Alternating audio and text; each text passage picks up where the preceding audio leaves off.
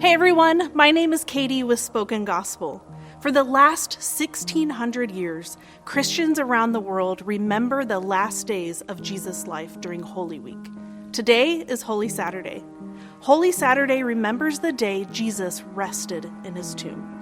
We know relatively little about what happened during the day Jesus lay buried in his tomb. We know that it was a Sabbath day, a day of rest for faithful Jews. And we know that the religious leaders were worried Jesus' disciples might try to steal Jesus' body and pretend he rose from the dead. Not much else is known about what happened on this particular Saturday. That might be part of this day's significance.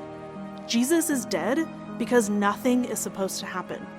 There are no more miracles to be done, no more Jewish laws to fulfill, no more sins to atone for, and no more powers to fight. On the cross, Jesus said, "It is finished." Everything Jesus came to do, he did. So, with nothing left to accomplish, and like all other good Jews, Jesus rested. That means we can rest too. There's nothing left we must do for God to accept us and rescue us from death. In Jesus, we are saved. In Psalm 16, 9 and 10, one of Jesus' ancestors, King David, wrote today's verse.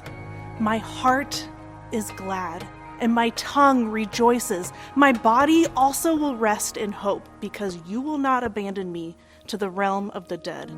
You will not let your Holy One see decay." God had once promised David that his dynasty would last forever, and even after he rested in death, God would raise one of his sons to rule God's people forever. David was confident that his death would not be the end of his dynasty or God's promises. Holy Saturday is a day of mourning, but not a day without hope.